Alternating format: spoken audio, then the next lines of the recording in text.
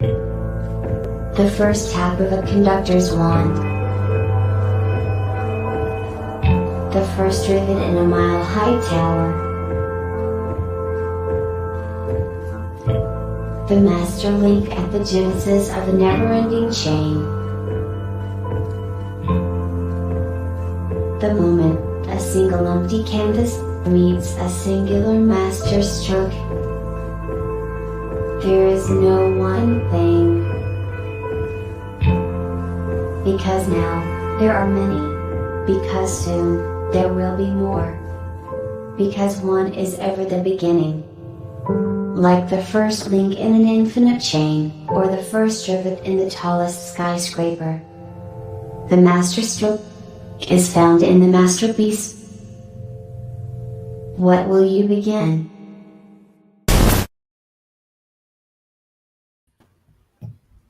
All right, hello. Welcome to which episode 130 of the World Blockchain Roundtable.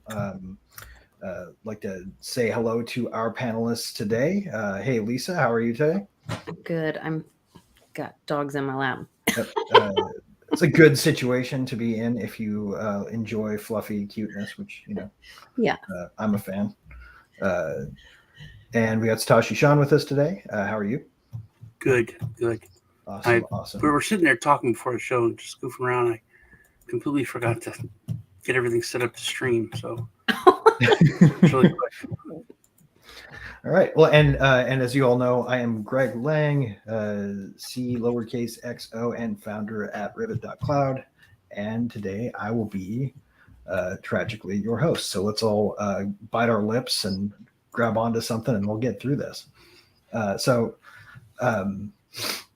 Just got to give our usual quick update on Lair ownership tokens. So each host from last week received 333 lot. Each topic contributor from last week received 333 lot. And last week's theme was nominated by I Am for I Am, the rock star that he is. And he will get an additional 333 lot. And these tokens, as always, if anybody wants to say this with me, come with perpetual passive income, free edits, and governance votes. So the theme of this week is back to school, how blockchain changes education. That was nominated by I Am for I Am. So he's really just running the boards here. If anybody else is contributing topics, you guys got to step up your game. He's got a great mind. Mm-hmm. Yep, he is. Yeah, we love you, man. Oh wait, no, it's not. It's BitBuy the coin. Oh, another great mind. Aha! We just didn't change it in the notes. It's because I'm in fact right now reading from the notepad. Now we've broken the fourth wall here. So my mistake. That live update came in via peer edit. So retraction and reprint. But BitBuy the coin proposed this topic. So sorry, I didn't mean to give you credit where credit wasn't due. So I guess we better at this point jump into the questions.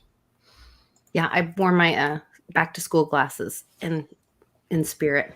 Nice. I couldn't find mine. So. They're very educational looking. Okay. So question number 1 is from I Am for I Am. And see, I got the caption that says today's lesson, how to make the world a better place using blockchain tech. Your essay must contain ... Brilliant. And I like the Blackboard graphic, man. Okay, so the question is, as more people become heroes and homeschool their children due to the failures of government schools, how should they incorporate blockchain into their classrooms? It's a great question. Lisa or Sean, who wants to start?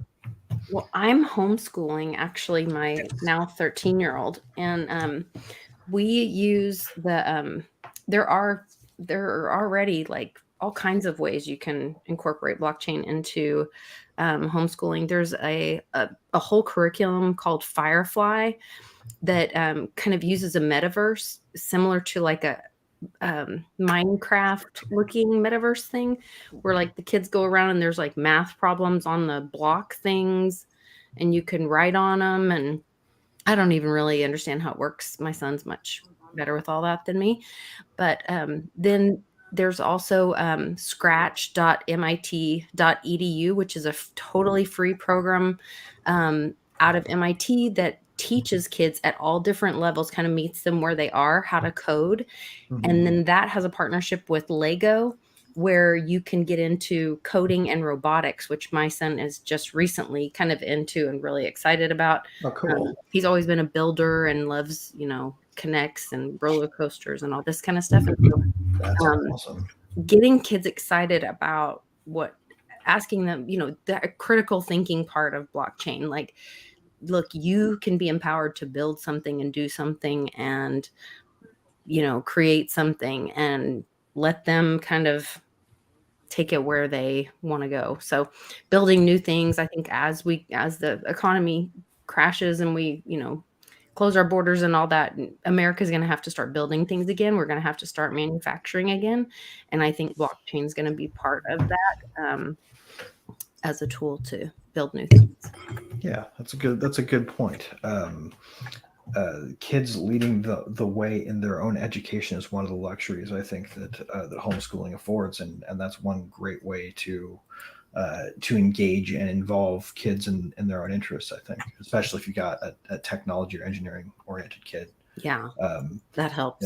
They become not so much a tool for you as a potential passion for them, which is cool. So, Sean, did you want to tackle this one? Do you have anything to add, or say something else? I said I was getting everything set up. And now Crypto Flamingo, yeah, I did send the messages all last night.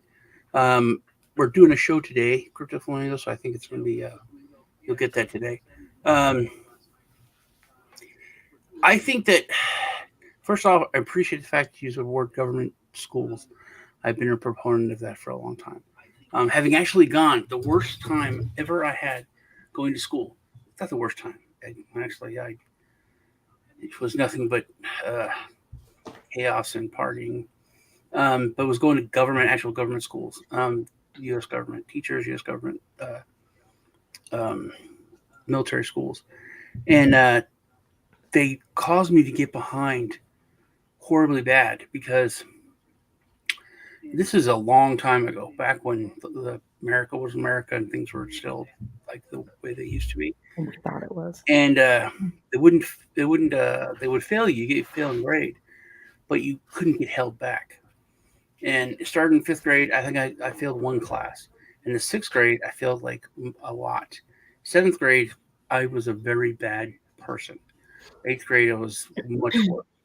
But I think I only passed gym in 8th grade, and then I came back to the U.S.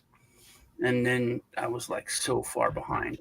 I got caught up because I went to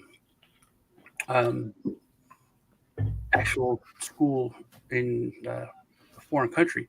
Got out of the U.S. government system. I went into that school system, and I got caught up on a lot of stuff. But literally half my curriculum was learning to speak the language. So like that's like, I guess, for immigrants or whatever, they have.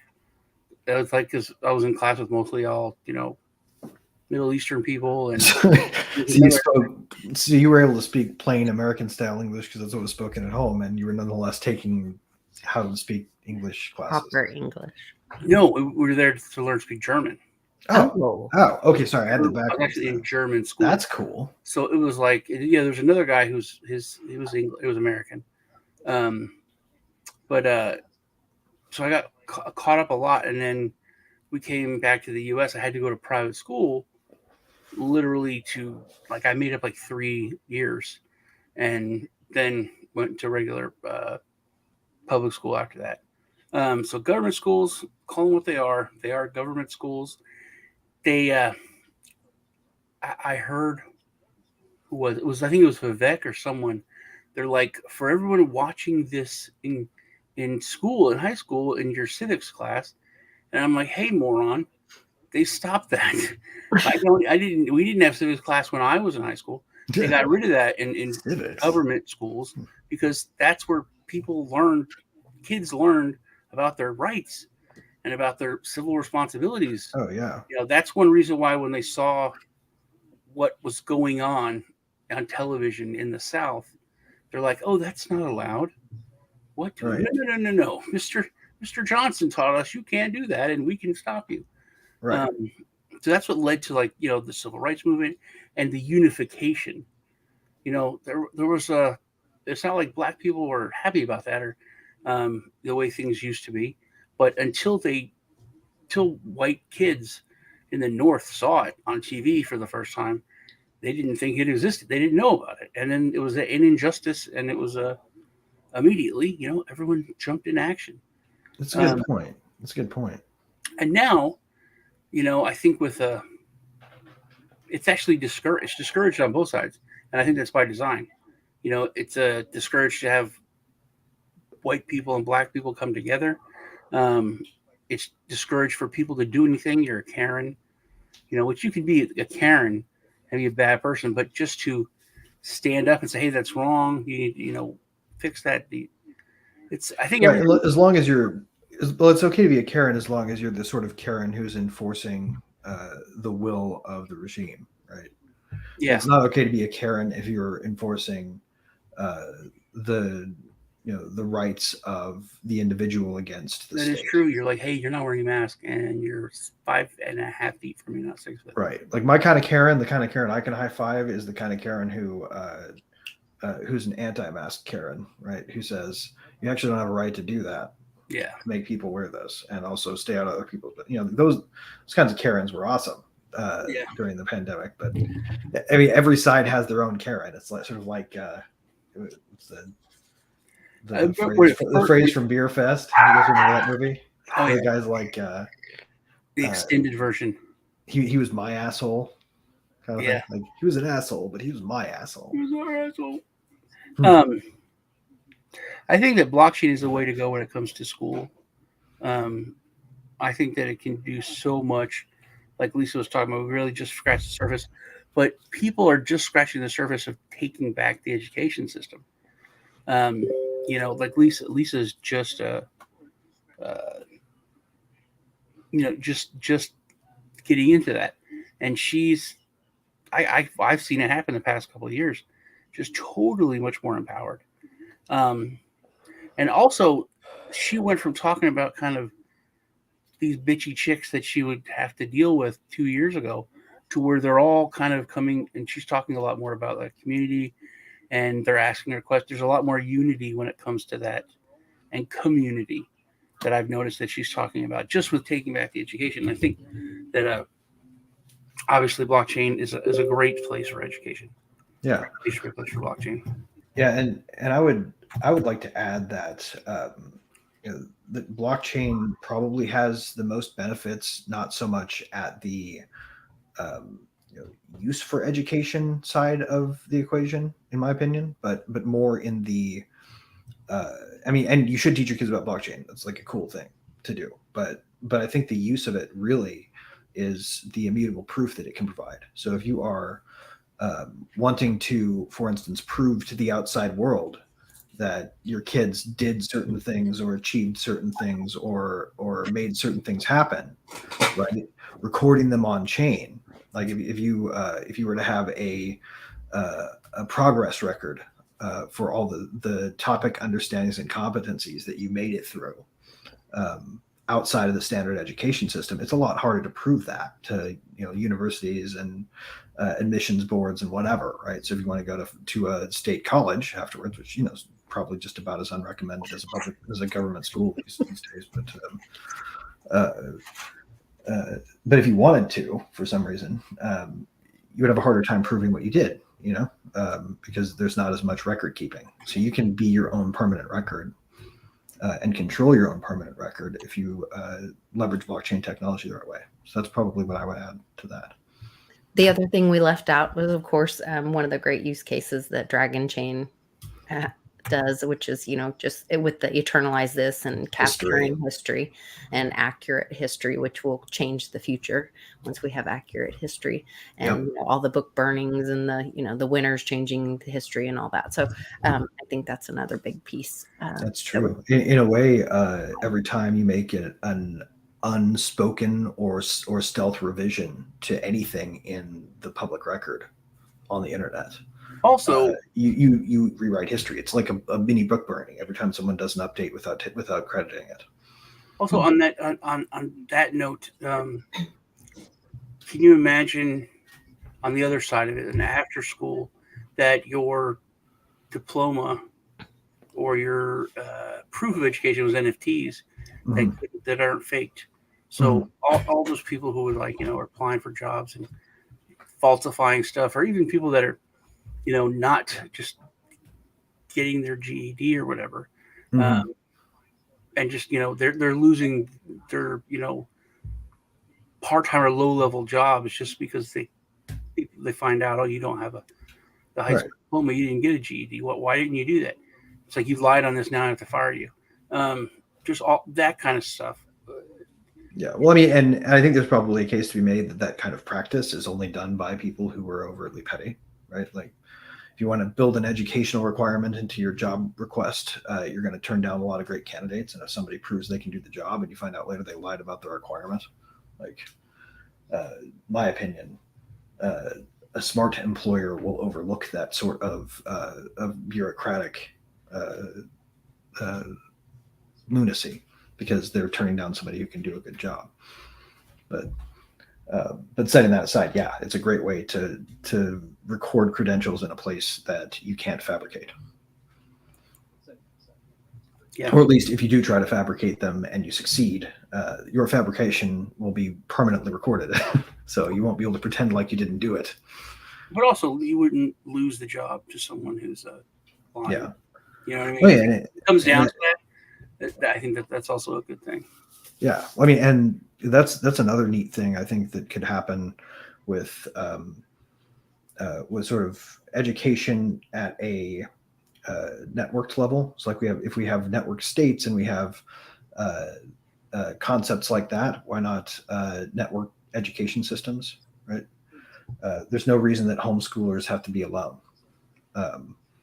And that everybody can work from the same playbook if they want to, or shared playbooks within their own community, like a pod community of educators in their local space, right? It doesn't have to be a physically local space. You could also have a network school if you wanted to, which would be kind of a neat approach to homeschooling, I think. That's what we have now, is we have a co-op. So we meet once a week with the group. And then, get your curriculum for the week and share ideas and all that stuff. And then you break off for the week and kind of do your own thing. But that's cool. It works pretty good. Yeah. It's cool. Still have that sense of community and all that. Yeah, absolutely. And it stymies the critique that, that homeschooled kids aren't socialized well. Oh, no. Well, and I can tell you, the homeschool kids I've met are way more socialized than the kids that go to public government school and only look at their phone all the time and play video games and don't know how. I mean, these kids all, because they do presentations every week, they talk to adults, they're taught to critically think. That's one of, like, the school's core things. And so, like, when we first went, the very first time we were visiting different homeschool co-ops, the one that we chose, one of the biggest things about it was really cool because the kids would come up and they look my son in the eye and shake his hand and start asking him questions about himself. And I was like, what in the world, It was really and it's a silly conceit, I think, of the public or government education system, that age cohorts are the only kind of socialization that counts. Like, it's silly if you don't count kids interacting with adults as socialization. Education, yeah. I mean, the difference is actually that in the government schools, all the adults they interact with socially are authority figures, right? And I think ultimately that's what government school proponents don't like. It's prison training. Yeah, exactly. It's training to be a subordinate, and it's probably deeply embedded in the psyche in a way that has to be overcome. That's why we see so few, relatively as a percentage of the population, entrepreneurs and people who start their own thing, right? And it's probably a much higher percentage of homeschooled kids that go out and do their own thing in the world as opposed to seeking to be somebody's servant. Well, it used to be a lot more. I thought it was weird that Lisa would always talk about this meeting where they talk about what they're going to teach their kids, and they were like pushing something she didn't like one time, and I was like, it just sounds like a regular school. And she's like, no. And then I thought about it, and that's what public school was. Like, there's so many things that are terrible now, but they were started. It was a good thing. There used to be like a monthly PTA meeting, and they would do stuff like every 2 weeks, and there was like such a sense of involvement with parents, like what she's talking about. Literally, they would meet. They know everything about their kids' education. They know what's going on in school. And the teachers had to face them. Oh yeah. It was like, hey, why are you doing this? What are you doing? It was so much more involved that it was everything that she's doing, but they didn't teach the kids, and they did a lot, with homework and stuff. So they were parents were so much more involved that we, I mean, my kids aren't in school anymore, but like we let it get as bad. We went from, the TV's the babysitter to the government's the babysitter. The government's going to do everything. Worst babysitter ever, man. I totally trust them. I'm not going to look into it. I'm not going to find out stuff. I'm not going to question things. I'm not. And no one has PTA meetings every month anymore. At most it's like they would. It's a joke. And even so, I have I have 5 kiddos that I've raised, and 2 biological, 3 that I've adopted through foster care, and so there's quite an age difference in them. And so going through the school system, the public school system that only my youngest have I homeschooled, but all the rest all went through public or government school. And it was a dramatic difference because my 2 oldest, I was heavily involved. I was on the PTA. I was in the classroom helping cut things out when they were little and reading for the teacher when she was doing something, or, volunteering in the, bringing the teachers meals for once a month, for a whatever thing or whatever it was, the school fair thing, whatever, all the things. That was, so there's a 10-year age difference in my oldest and my youngest. No, 12 years. And by the time my little ones got into public school, I literally was treated like a criminal because I wanted to go in my special needs daughter's class and see what was going on. They made me wait until someone from the public school administration could come and supervise me. I had to sign a waiver in the office that they printed up some crap. And then Did they frisk you and check you for recording devices too? Much. They were like, you cannot talk to or engage with any other child other than your own. Don't do this. Don't do that. This supervisor sat next to me. Literally, I was treated like a criminal. It's not a joke. I mean, you're joking, Greg, but it's super real. Weird. I'm not joking. I was being facetious a bit. No, but I said that with a smirk. But my high school was such a difference. It wasn't open campus. We had strict, like in Killeen, they had open campus. For lunch, they could go to, Jack in the Box or McDonald's or whatever. Right. We had a closed campus. So we were like, it was super strict. Now there's a police checkpoint at the 3 entrances to the high school. What? You have to check in as a parent, and they do. Well, the reason they told me is because we've become such a litigious society, and that they are terrified of getting sued. And so they don't want, they don't want cameras in the classroom. They don't want parents knowing what's going on in the classroom. They're terrified. They're so scared of parents that they don't want parents in the classroom. But that's where, when you have children involved, you have got to have transparency. Right. Children are only safe in a transparent society. And so that is a dangerous, dangerous situation. And, and you got to wonder what they're so scared of. What are they doing that's making them so scared? Because they didn't used to be. I've heard, the change in things, and this is like what we're basically society is probably, at this if point. Anything, less litigious. I've heard now that the cry is victim empowerment. Is that, hey, the education of your kids, mom, should be left to the professionals. Mm-hmm. So why did you go back to baking your cookies and being stupid. No, they want mom to go to work so they can get more taxes. Yeah, but Yeah. the teachers have They said that definitely the don't past want 2 you years intervening in their brainwashing that program. basically they're professionals. Yeah. That you are a quack who's trying to sell crystals and powders and get people to eat mushrooms, and they're the real doctors. Right. Yeah. So And if you're able to observe their methods, you're able to understand exactly where the ideas that are coming home are coming from. or you're interfering. You're basically in the operating room saying, "Hey, what's that? Hey, what are you doing there?" It's ridiculous. The level of snobbery that I've heard from teachers. I think it has to be part of a bigger agenda that it's taking away the parents' last bit of a. Let's I think maybe it's more the culmination of an agenda that's been around for a long time. Like Yeah. the whole thing was But the created. pendulum is swinging. That's what changed things. That's what caused problem or things in the last election, not the last one, but the one before. They were like, why? And it was moms that came out and they're like, no.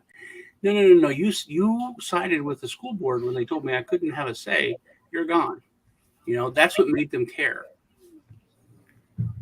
So, fun story from my point of view on this one. And I think another place where blockchains may be useful in helping kids who are, you know, ahead of things prove it, because I came into to first grade and was reading like adult novels, right? What does not? It was like Michael Crichton was my favorite thing to read when I was in first grade. I was a big fan. And I was forced regularly to rewrite my ABCs over and over again. At which point I rebelled and stopped doing it and started refusing to do the work. Mm-hmm. Right. And the system that we have said that I had to do that and that I was the problem there. Rather than you got this kid who can read fucking Michael Crichton in first grade, and you're just tracking him with everybody else and stuffing him into the same box. And maybe that assignment was appropriate for the kid sitting behind me who couldn't read the word "the" appropriately yet. But but for me, it was just torture. Right? I checked out of school by third grade because of that. And it was just this giant time suck that I had to deal with. But if we can build in systems that can prove what you're capable of outside of the school system, proving what you're capable of, it's a lot easier to make a case that that, for instance, you should be allowed access to certain things or be treated as if you were credentialed in certain things when you haven't formally been. It takes that. It's a way to extract the power of the credential from the government. So. Let's check out the next question. I think we've properly addressed the first one. Yeah. All right. So we've got sinfully cerebral. What technical knowledge goes into setting up a basic blockchain at home? What resources are needed for a simple at-home personal blockchain? What are some techniques we could use to popularize blockchain, open source information, reputation to integrate blockchain into schools? Okay, so that's a good question.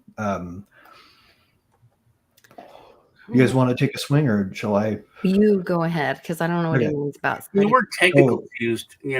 That's you, dude. Yeah, I'm not. So setting up a blockchain of your own requires 2 nodes, right? You can set your own network up with 2 nodes, but the probably a better way to think about home blockchain would be to set yourself up to access one of the existing public ones, right?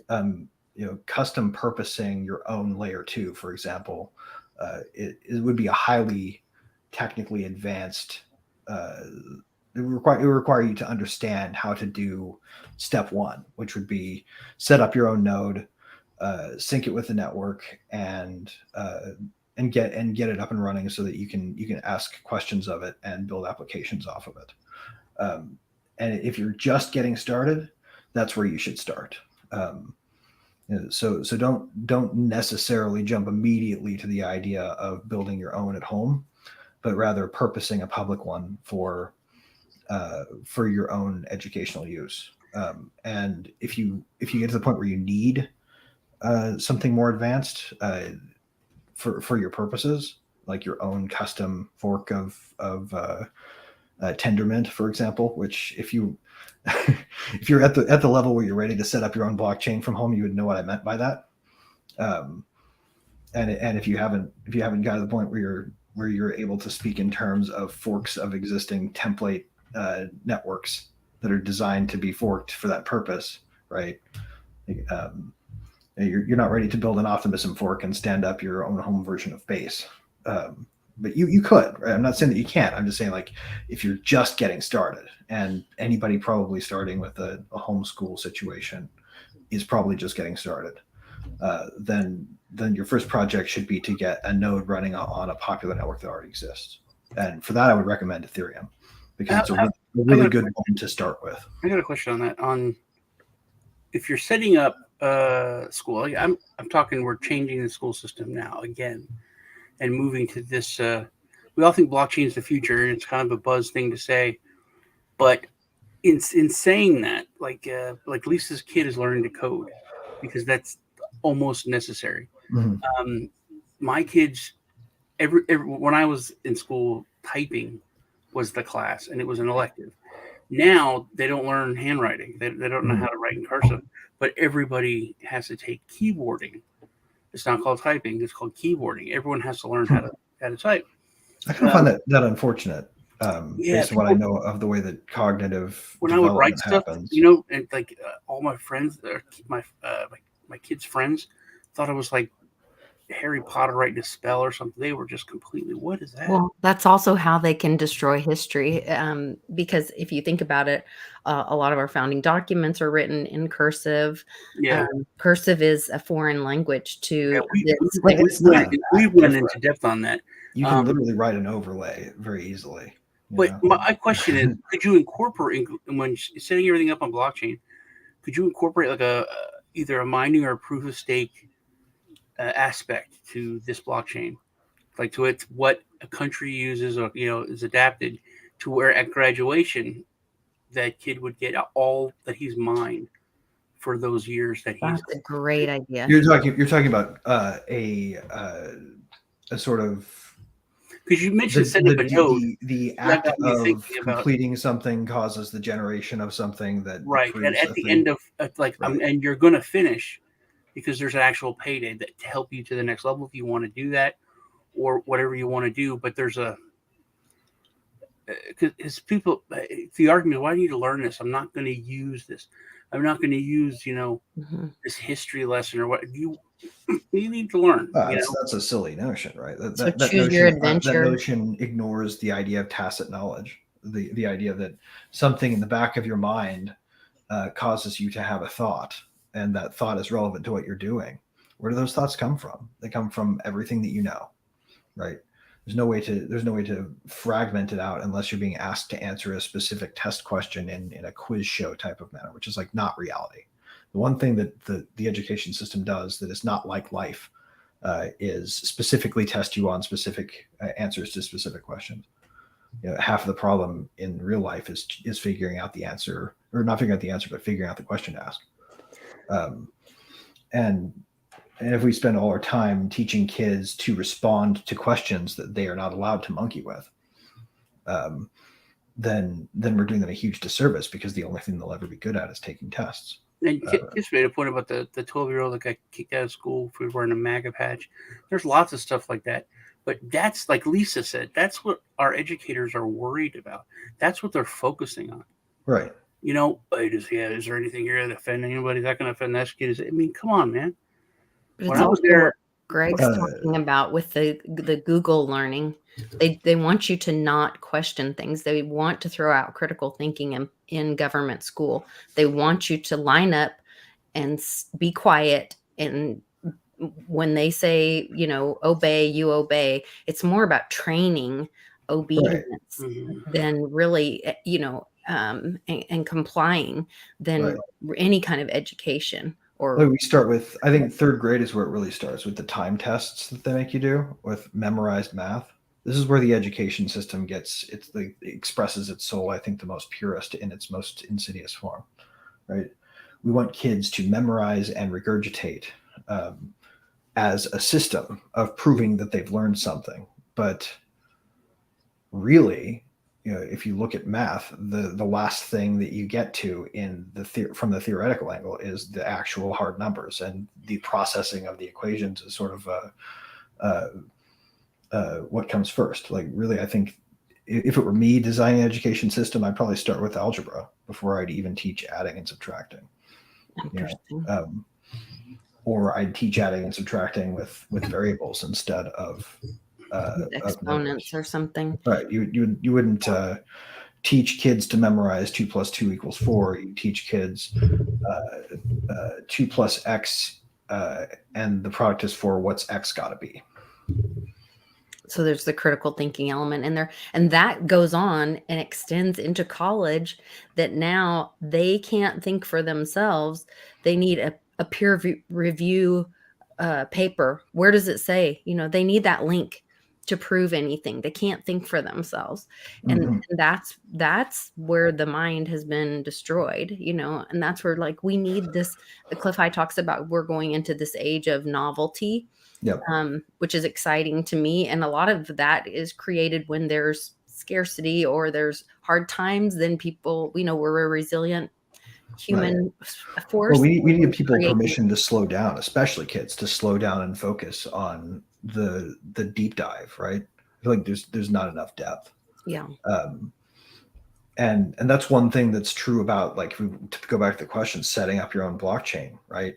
That's going to require some depth, and you're going to run into a situation where a variable 1, I've got to get this node stood up. What does that even do? What does this even mean? Okay, there are 500 pages of documentation I have to read if I really want to understand how this works.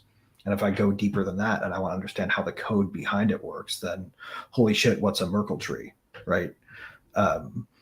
And you can teach an entire graduate program, like a series of courses at the graduate level on understanding Merkle trees and Merkle roots. Like, you would not be able to do that in a regimented time test memorization type fashion.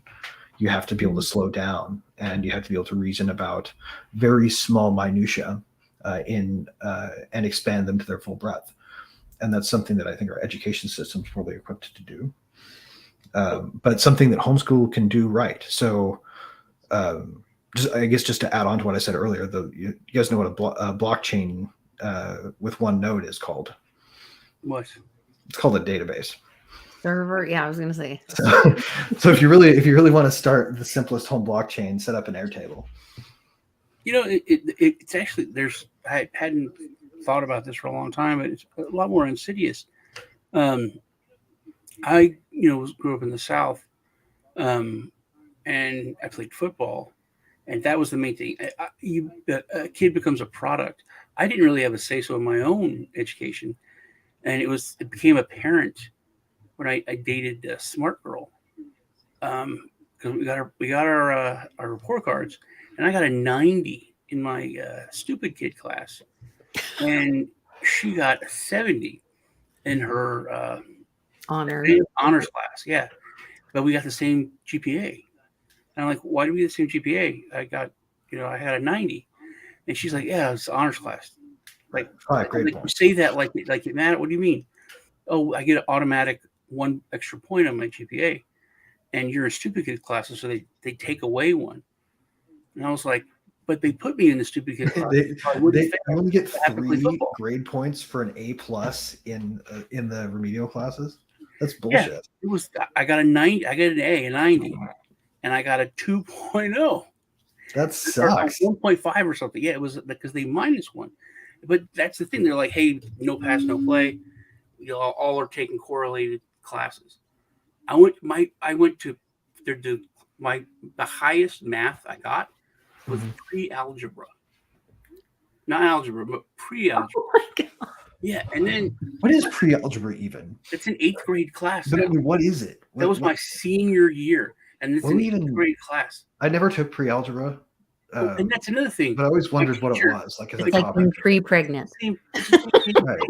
My teacher's like, you guys are doing the same thing in my algebra class. Variable algebra. Once I learned, I was giving up a grade point average. I'm like, why? It should be much easier. Why are you giving us the same stuff that you're giving your regular class? I was so mad when I learned that part of the system. Wow. Yeah. Well, that's another, I think, interesting place where data enrichment and thus blockchains can help, right? We what's the, I forget exactly which film this was, but something like it takes 3 numbers to measure your ass for your pants, but you're only going to use 1 number to measure my kid. I haven't heard that. Because it's weird when you think about it. Like there's more complex calculus in a suit jacket than there is in the way that they grade kids in the I system. see what you're saying. There's no way to keep track of subjectives that show off skills. Well, and I understand grading, like as in a child's understanding or as a progress method, but to grade the child is like, it just means you're doing a bad job teaching, most likely. That's where it kind of needs to be turned on its head. Right. Yeah. I think grades do speak more to the quality of the education than they do to the quality of the student. Mm-hmm. That's for sure.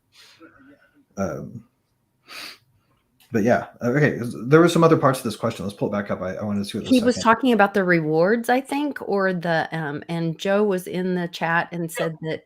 Yeah, he was asking about like what could the average person set that up?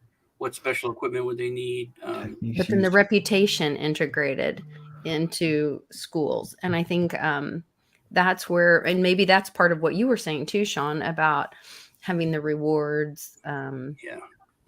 System built in. Could that be a solution where at the end of it, instead of getting a diploma on a little piece of cardboard and paper or whatever, the system works like really well. I mean, how many kids read all their books so that at the end they have the pizza party or their principal eat a worm, or that's my. And at the same time, like the way that they measure completion of my kids read more books than I did, and than I had, because their teacher or their principal was going to eat a worm if like the school read 1,000 books or something. So they read like 1,200, 1,500 books. So she ate a worm, but yeah, that they know that reward system works, but there's like nothing like at the end to help them move on, to help them to the next level. There's nothing.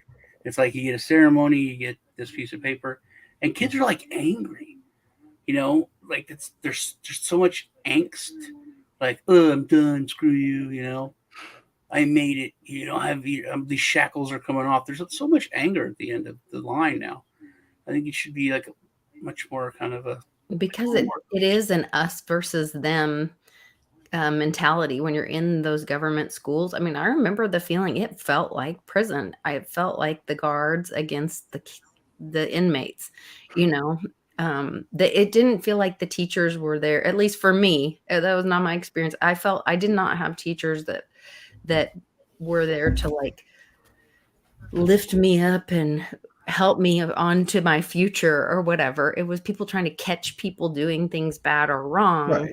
It's a demerit based system. Yeah. Right? Everybody starts with a presumed 100% and you lose points, as opposed to everybody starts out at 0 and gains them. Yeah. Which I think would be a more useful way to go. And it's really hard to think about how blockchain and open source information can directly facilitate this, but I think the way that it needs to be thought of is as a support, right? The information that you can capture in it can be captured indisputably. So if you're worried about keeping track of too many subjectives and not measuring a focused enough set of information that it's manageable, a lot of that is about managing its authenticity and its verifiability, right? The administrative overhead of tracking too much, of recording too much, is really what keeps people from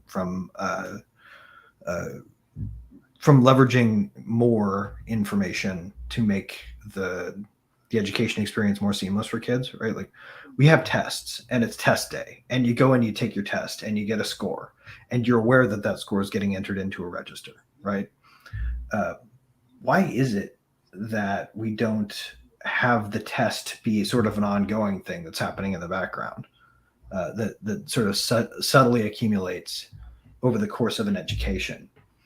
And I think a lot of that has to do with the complexity of recording being simplified down into something that's manageable for administrators, right? I think it goes in the next question, which there's a lot of questions for this subject, which is kind of cool.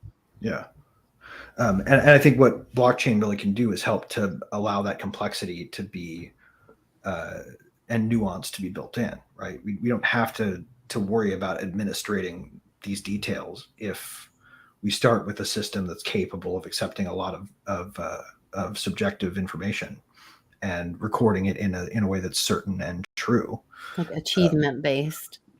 Right. It can be a lot more like one of my favorite things about LinkedIn, and I have very few, but I have one favorite thing about LinkedIn, is that you can put a skill that's yours, that you claim to be yours, and it can be anything that you come up with, and other people can click on the confirm button. Like if they see that you put down that you're good at spelunking, right? Someone clicks recommend or with the plus button on it, they can acknowledge that you have that skill and then even write something about how you demonstrated it. And to me, if we had something like that was recorded in an immutable medium, we could open up the field to a lot more metrics than it takes to measure a pant size, to demonstrate, and record how kids are progressing and what kind of things they're progressing in. Like that, I have a kind of a question, a technical question. I am for answer that AI will replace all of this, and then there's Jacob Wayne asked the generic question. You're curious, how could the use of blockchain be used in homeschooling? We're talking about basically making an immutable record on a ledger that basically is connected to this student. So it's not like going from one school to another and 13 different teachers. If you're switching classes, say right. 50 different teachers, different coaches, and so many things, that the idea of a permanent record, it used to just be kind of like behavioral stuff and bad things, really. Right. Now, with the use of AI, you could make things so much more tailored, because you said, there's something going on in the background the entire time, right? And it's everything is recorded the entire.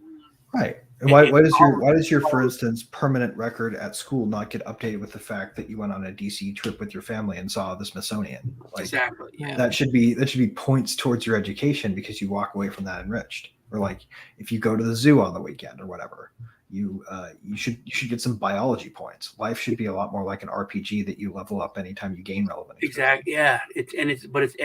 It's constant. So the things you did in third grade. Right. They like you in well, sixth you grade, do over the summer shouldn't matter. In sixth grade, you go back to the zoo, but you study certain things more, and that's able to be tabulated. Oh, there's massive interest in this. Right. The interest in this doubled, and right. Anything from the number of minutes you spent in front of the tiger cage to the degree to which you spent. Oh, there's lost Sean. I think he'll be right back. My guess is that was a sneeze. Gotcha. The degree to which a kid focuses in on the details, they have pretty neat info screens at some zoos where you can go and really dig in. Yeah. Let's say you take the time to read the entire entry on some rare species of spider they happen to have at the arachnid house in this trip to the zoo. Right. At the end, there could be a QR code. You scan that thing, it gets registered on chain. All of a sudden, that's in your record of educational experience. It could be worth a certain number of points. If we start everybody from 0 and add, as opposed to start everybody at 100 and subtract. Yes. and we No, I take the remember 100 that. of it off the top, then we can have people trying to get as many experience points in education as possible. Yeah, because it really is a system that does not encourage you to get involved. Because I remember when you brought that up, I just had a flashback of this woman telling us, like, okay, first day of school, everyone has an A. Like, you can only go down from here. Like, Right. what kind of Like, that so is now I'm in maintain so mode. wrong. Yeah. Like, what? That's not No. fun.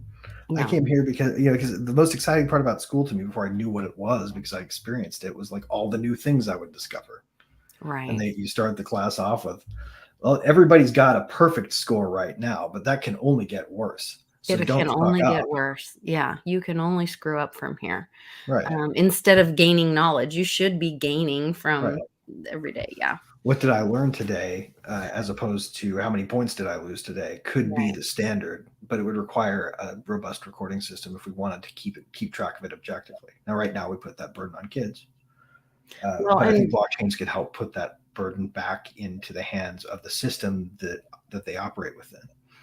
yeah, and the things that the kids do, like, and the co-op that we do, kids do presentation every week on different subjects, and usually you're working on a presentation skill, and then we have like a different subject that you're either focusing on or learning or whatever. But it could be something as great as going to the zoo and, going around the little things and reading about something, and then you do a presentation on one of the animals, and then that, yes, you did, and Right. you did great, and your peers. So what we do is we encourage the kids to participate. That's why they all have great eye contact, and they learn to ask questions and critically think, Right. engage their brain, and listen when Right somebody's there. talking. And so that, just like you were saying with the LinkedIn thing, the child could do their presentation, and they could have their peer review. Well, if they hadn't been to the zoo and they didn't already have that experience on their record, right? If they hadn't already earned those experience points, paying close attention and asking a good question, just like we reward question askers on World Blockchain Roundtable, could earn you some tokens, right? Like, Sure. That system could be possible to where like everything that you learn is an opportunity to cash in on building your experience level. And you're both learning together, and you're both earning, because the person critically thinking, asking the questions should be rewarded for their contribution to the conversation, as well as the presenter or the person bringing the information in. Yeah. Sounds kind of like Well, that would be interesting too, because we don't want to make it so that Den.Social. like kids are able to sell unused pass points on Uniswap, right? Like you shouldn't be able to go and like buy with ETH, Well, a thing that will get you passed on to the 5th grade or whatever. right. This would be a thing where we're transparent. When anywhere Mhm. children are involved, you have to have transparency. This is not like a Monero token would not be good in this use case. Right. This would need something where identity and but it might like validated. buy you a pass on to like enough animal points might buy you a pass on to an advanced field trip to a biology lab, Yeah. So you could have them still spendable if you wanted to give kids some kind of material reward for what they accomplish. You could say that every time you earn something towards one of these topics, you can spend them towards something related to one of these topics that requires you to have this prerequisite information that you've demonstrated. Yeah. Well, and in colleges too, I was talking with a friend of mine about, they were doing like these like life skill, it's kind of off campus. He's a coach. He's a football coach at one of the big schools here.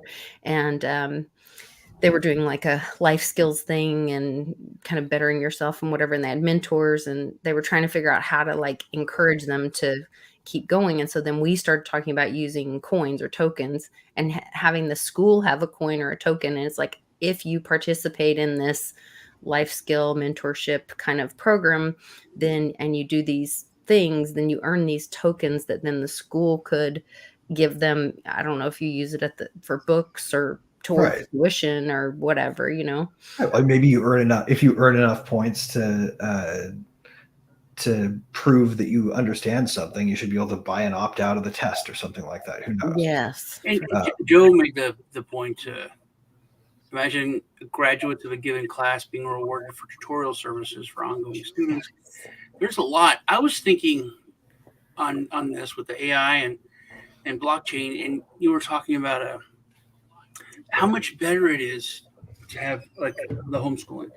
I think the social aspect is better for like a community school because there are certain things that I like civic pride. Oh, bulldog, go, your town. A lot of stuff like that you learn, which is good.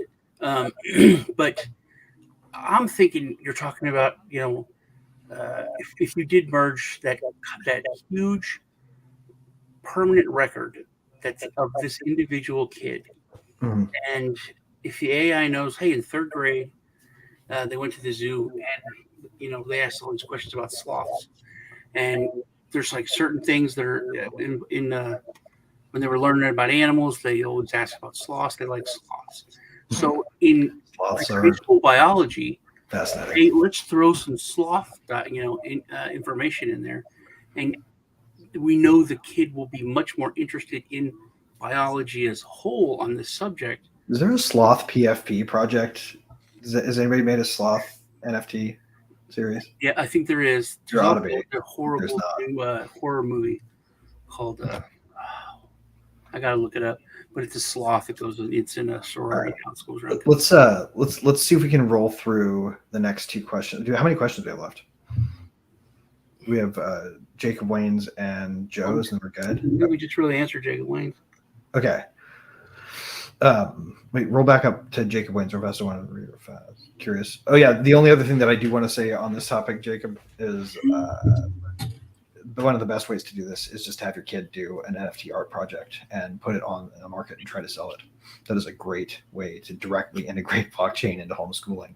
That's what we were. Well, that was my goal last year. We didn't make it to the homeschool or to the NFT. We were going to even go to Scratch has a thing in the summer, like a camp in Boston for the week or the weekend. I guess it's over, and they have like a Scratch competition and all this. So I told Cannon if he coded enough to create a video or a game or a picture or whatever, that we'd turn it into an NFT and we'd put it on OpenSea and try to sell it. And then we'd go to the Scratch thing, but we didn't quite one of our company's investors, Alon Goran, his kid, started an art project called poo-poo.eth. and literally they would just upload like kids' drawings to like scan them and create NFTs out of them. And they started being able to sell these things pretty well, right? Like he started off with, I think they started off with only 0.1 ETH, and they had to make any money beyond that they wanted to make by selling what they made. And they got a pretty good clip of business going for a while there. I don't know if they're still running, but for a while, it was always fun to get on calls with them because you'd give us an update on how poo-poo.eth was going. So, and the movie is called Slaughterhouse. It looks brilliant. It looks so bad. Okay, last one then. Let's see what Joe has to ask here. Can we scroll down a bit? In your own opinion, and this meme's awesome. Let's see what this. Oh, geez, that's ridiculous. In your own opinion, why have we seen no progress with educational credentials being placed, standardized or not, on chain? # Free Palestine. And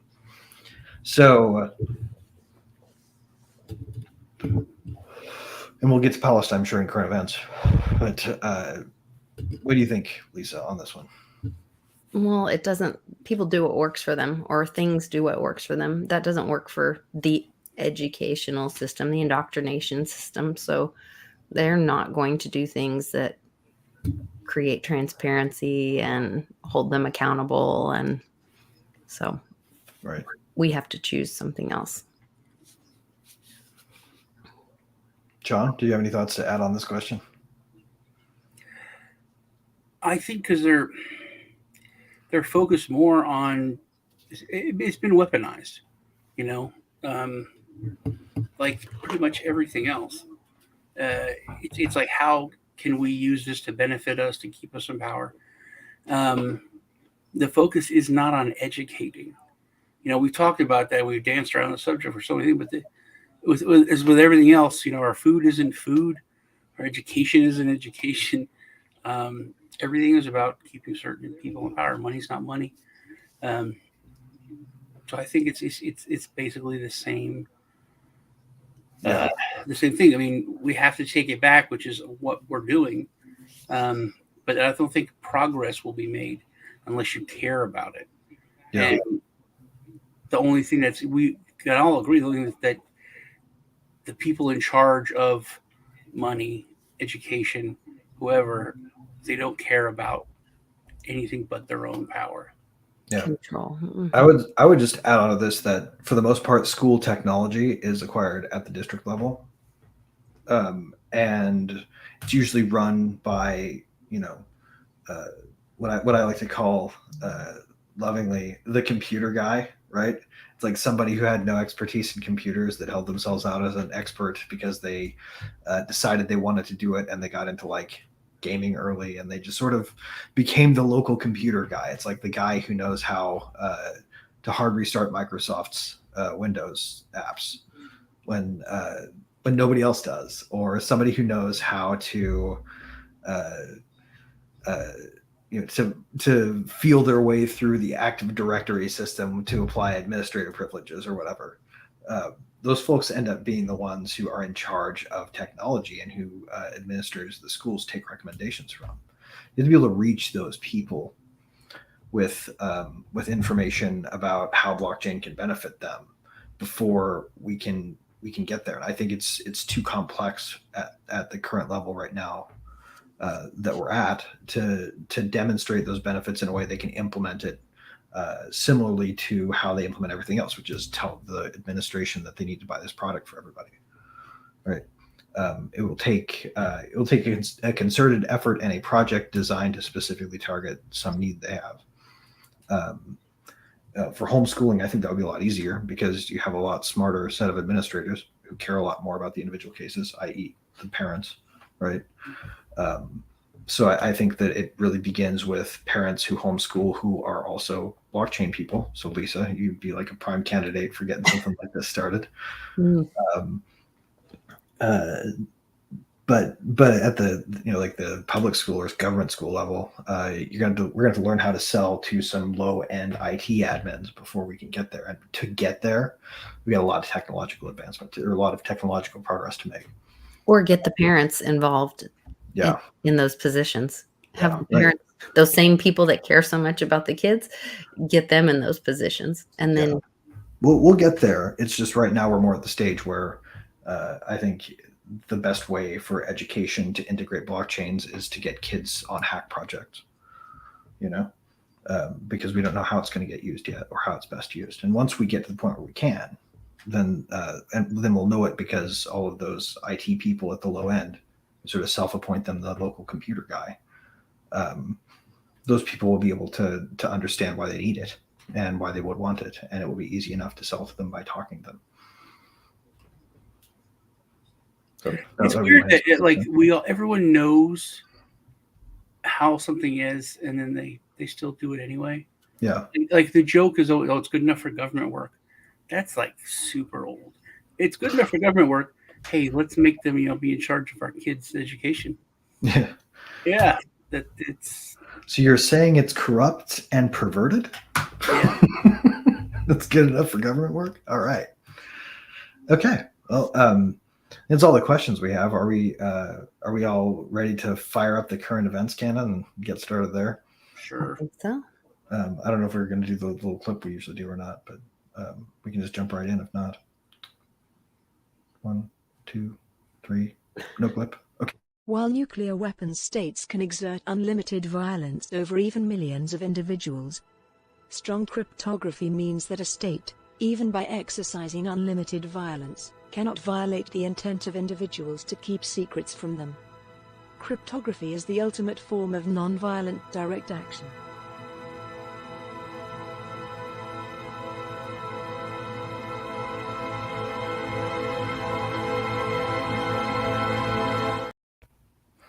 I was talking with Kith last night or the night before. We're talking about SBF, and he's like, "Has he been sentenced yet?" And he's looking at like 100 years. And I was like, "Dude, he's gonna get like 7." Dude, they're going to give him time served. Yeah, he's not gonna. I said he's gonna have to go to prison because everyone's looking at it. He's a scapegoat, but he won't serve that whole thing. It's like that'll blow over. He'll serve for long enough for people to forget who he is. And then I said it just not even thinking, won't be anywhere near Ross. And then we both were like, oh my God. That's like such a point. It's a very good point. Yep. It'll be less time than Julian Assange. It'll be less time. That was the current event I was going to bring up, especially with our little video that was just played in the break. The Squad and Marjorie Taylor Greene coming together to petition to drop charges and free Assange. That was pretty huge. That is pretty huge. That's it was unexpected. Very opposing forces. Well, I mean, and I think there's some advantage here in what's going on right now. Like one thing that I think is good about the Palestine situation is it's reminding the left that they can be targeted by the censorship and surveillance machine too. One thing that I've always been about is getting rid of that fucking system and defeating that system that uses surveillance and censorship to punish, right? Whether you're the in-group or the out-group, in power of it shouldn't be the contention. The contention should be, are we protecting the process by which people can disagree, right? Because I don't care if you're far left or far right. You should be allowed to disagree with one another as vociferously as you do, right? And it should be not a question of whether or not the state is in control of your group or their group for that, for whether or not you can speak freely. So I think that's probably freeing Assange and the situation with Palestine kind of coming to a head has reminded the left that they need free speech too. I'm glad they're talking about it. And because, even just bringing up Ross right now, it's like, oh, wait, he's like rotting away and everyone's forgetting about him. People at least are talking about Julian and bringing him up.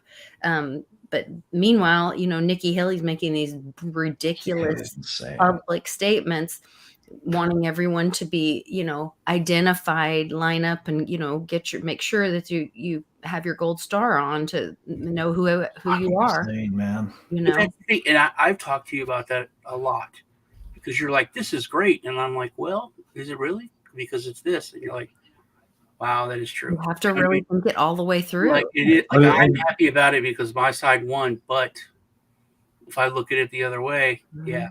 And it's like it goes back to the frogs are gay guy. Alex Jones. Everybody was like, yeah, I'm glad they got it. It's like, no. You can't let that happen. If it didn't take 2 years? 2 years they went from being allowed to do that to having total control, deplatforming anyone, totally having total power, but they use that us versus them, and it all goes everything started with Obama. You're doing it to protect you. It started way before Obama. It all started with Obama stuff. It was like, and then Trump, it cemented it. It's like, Trump is terrible because of this. Well, Obama did this. And it's like, when did that become the argument? When did that become the argument where it's okay for my side to do something wrong because your side did something wrong first? Right. And that's blatant. That's an eye for an eye makes the whole world blind. Yeah. And the Republicans came in and they started, they flipped the script and started doing stuff. And the Democrats were like, hey, that's wrong. And they're like, yes, it is.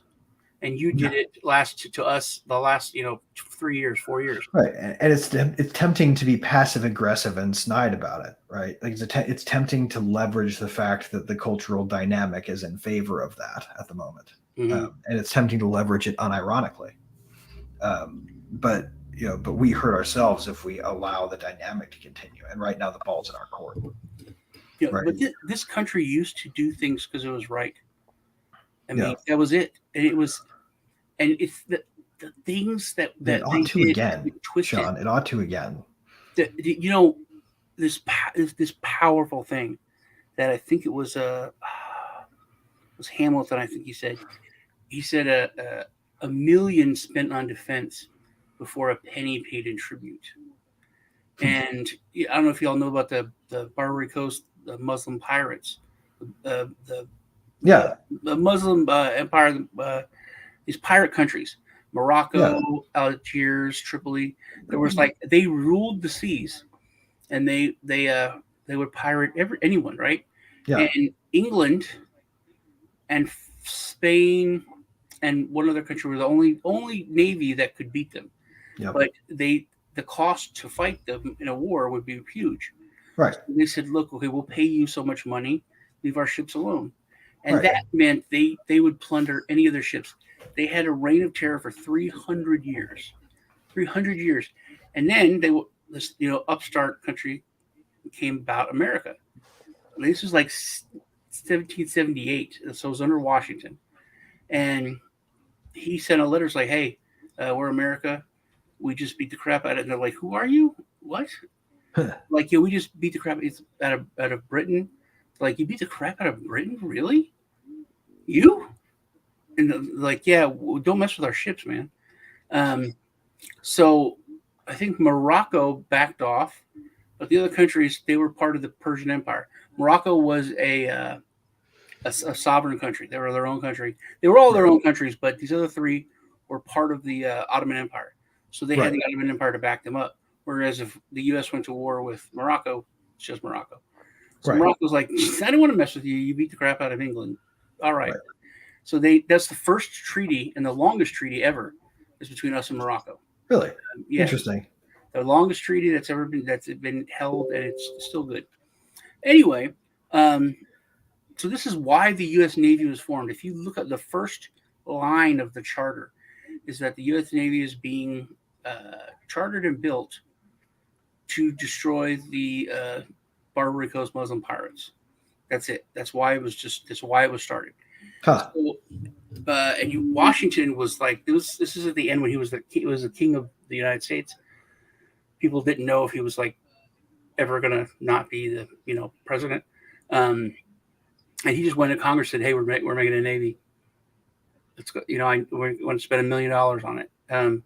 They built the Navy, and then he left. And then the next guy that came in paid. He was like, no, we're not going to. The Navy was finished. And he's like, no, man, we're not going to go to war with all these countries and do that. We'll pay this tribute. So they paid it for 8 years, 7 years. And then Hamilton, he came in and it's like, no, we're gonna attack these countries. They got to know they can't mess with us. And so he goes to attack them, but something happened, I forget. But they went to war for a little bit and then pulled back. Well, they couldn't have had access to all that many ships, right? Well, no, they had badass ships because they were like silly. He's like, but they couldn't afford to lose them in a mass war of attrition. It was like a shipbuilding on StarCraft or something. He was like, these ships were insane. And then so then a couple of years later, no. So his vice president, because he stopped and started paying the tribute, ran against him, and he was best friends with Hamilton. So Hamilton's like, dude, we gotta kill these pirates. So he wins with a landslide, and he goes to that's right. He pulled back before the land war. Yeah. So this guy goes to Congress, and he can send the Navy there, but he can't start a war. Congress has to start a war. So he's like, I have an idea. Fill one ship up with a bunch of gifts from Tripoli, and send them. For the Pasha, who has threatened us and told us that he was going to take our ships, and go ahead and make sure that it's properly defended. Send all the ships with it to protect it. So he sends the Navy up there to attack him, and he tells them that they can attack any ship that attacks them. No. They can attack anyone that they think might attack them. So they don't have to attack them, but if they think they're going to attack them, they can fight. So they go up there, but then he thinks about it. He goes, wait a minute, what if they don't attack? Then this Pasha guy's going to get all this money and these presents that I sent. So he sends a letter that gets there first that tells them, hey, man, We got the shipment coming. Yeah, we're going to kill you. We're not going to pay you tribute. You suck, and your mom's ugly. So by the time the convoy arrives of our ships, they think they were already declared war. It just hasn't gotten out yet. So they attack. So then our Navy just beats the crap out of all of them. But they need ground forces. So the president goes back to Congress like, hey, they attacked us. We're just bringing them some presents, man. They're crazy. And Congress is like, yes, we need a military. So they that's when they charter and make the Marines. And they say the president has total control over Marines. I don't know if you knew that. It's the only branch of service that the president can absolutely control without Congress. They're like, you have this military now that you can utilize without having to go to Congress. Split decisions so it won't get bogged down and with us. And they're inside the Navy. You've got this called the Marines. Yeah. So that's one of the reasons why they're hooked to it. So then it's a really interesting, thing. But like 8 Marines. Then they go get a bunch of Greek mercenaries, and they overthrow the all CIA shit. This is the beginning of it. They're like, hey, the Pasha's brother or cousin or something is over in Egypt. He's deposed, but he's the real ruler. He's the rightful heir. So these like 8 guys land in Egypt, and they go to this dude, and they're like, hey, man, we want to overthrow your cousin. So, you want to take over, you'll be, friends with us. Sure. So he's got 500 guys that are loyal to him. So then they go and they hire like 500 Greek mercenaries, and they go and take the city of Derma, I think. And then they send a letter to the Pasha, like, hey, we have the city. Oh, that's right. The whole reason was because this Pasha, they got one of our ships, and it was so huge and powerful that they just parked it in their harbor and used it as artillery city because there were so many cannons on it. And this first thing that the Marines do is they slip onto the ship, but it's all messed up from the battle, and it's like a permanent structure. They were going to steal it. They go on to kill everybody, and then they're going to steal a ship, but it's so messed up that they burn it to the ground. They're like, we can't have it. No one can have it. They burn it. Then they go get this other guy. They come and take Derma. And that's when the guy, the president went behind everyone's back and made a deal with the Pasha. So that's when the president got the Marines and sent them in, and they basically, like 8 Marines, they went crazy and they attacked first, and then the Greek soldiers were like, well, we're paid, so they went after him. And then the other guy came up behind him with the new Pasha, but they had, because they were fighting with these guys with scimitars, and they would like to lob heads off, so they got these thick leather belts and put them around their necks, and that's why Marines are called leathernecks. Huh. I just pulled up the Wikipedia page for the first Barbary War, and that's what this is. This is a whole chunk of history that I had literally no knowledge of until you brought this up. This is so cool. So we were about to destroy them, but then England tried to take the country back in 1812. So that's when the dudes started attacking our ships, because England's like, hey, if you guys attack American ships, we'll back you up. They're our enemy. We're taking our country, our colony back. We beat them, I think, in 4 months in that war in 1812. So then these countries are like, oh crap, we shouldn't have done that. They beat the British again. So that's when we went after them, and that's why they sank that ship and took it. Wow. So this is an amazing bit of history. I recommend everybody go out and check out the first Barbary War Wikipedia article. as a starting point. I'm sure that there's probably some fudge in there that I would obviously take with a grain of salt. But there's Also, links to lots of great primary or secondary sources, and I'm sure there are primary sources out there to be had. my point of all this, though, is history we that all ought to know more about. these countries this is the way things were done. They reigned for 300 years, and we're like, no, and we beat the crap out of them, and we said, you're not going to plunder anyone. They're like, okay, we won't do anything to you. You guys are the boss. We'll stay away from. They're like, no, nobody. You don't.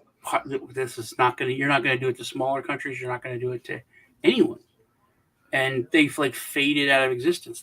It completely destroyed them because everyone always just looked out for themselves, and that was one of the first things America did was make the waters safe for everyone. And this is in the Caribbean, right, where they were mainly trying to keep them oppressed. Africa. So they had to go to the source, but the problem was that these corsairs were sailing in the Caribbean as well. From what I've read, just skimming. The Straits of they were everywhere. They ruled the world. Yeah. So, but it was they were in the Caribbean and they were in the Straits of Hormuz, all around Africa. There was nothing, and the Mediterranean, they kicked everyone's ass. 300 years, and that was like one of the first things America did on the main stage. Also, fun fact: Morocco, when they made the treaty and all, they were the first country to recognize the United States as a country. Because of the treaty. Right, I would imagine so. Yeah. That's super cool. Did not have any knowledge of that before just now. So thanks for bringing that to my attention. The town I grew up in was like this 19-year-old dude was a captain on one of the ships. So it was, cool. It was it was a Summers Point and that was the Summers House. And he was one of the captains that fought in the Barbary War. All right. So you're muted, Lisa.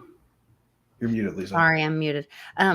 Great trip down history and how we know it's important to know our history and all of that.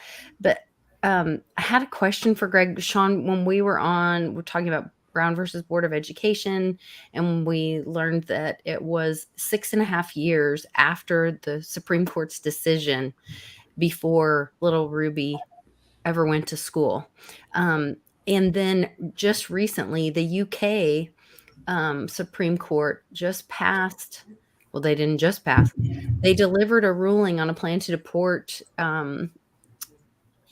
migrants to Rwanda, but there's also a 6-year gap in that. And so I wondered,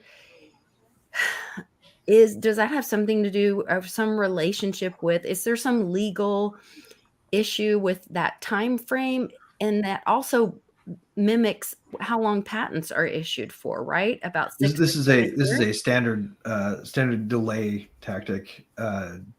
One thing that's interesting about Supreme Courts, ours and others, is that they don't like to create political justification for action against their branch now. They protect their co-equal power to a certain degree by staying out of certain controversies. And sometimes they do that by structuring their orders and rulings in a way that doesn't apply to the now, keeping it out of political contention, right? Because if you say in 5 years, everybody has to have interlock devices on their cars. If you're going to build a car, you've got to make it so that everyone has to blow to start.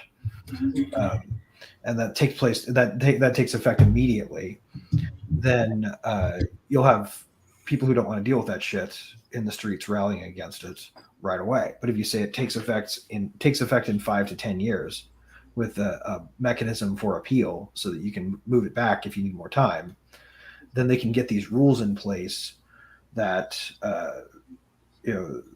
and rulings in place that will not affect the now enough to fire up the hornet's nest. Like it's sort of a way to kick the hornet's nest in the future as opposed to now, and make it untenable for political resistance to overpower their decisions. I just thought it was really strange that it seemed to have that same time frame as like patent application or patent. It's that would be a coincidence, I think, in this case. Okay. I didn't know if there was some legal. I mean, not that I know of. I haven't read the actual line of precedent that they're relying upon, and there may be something standard about that, but nothing that jumps immediately to mind. If it were standard, it would be standard based on practices as opposed to some kind of hard rule. I think like we're talking about education, today and all.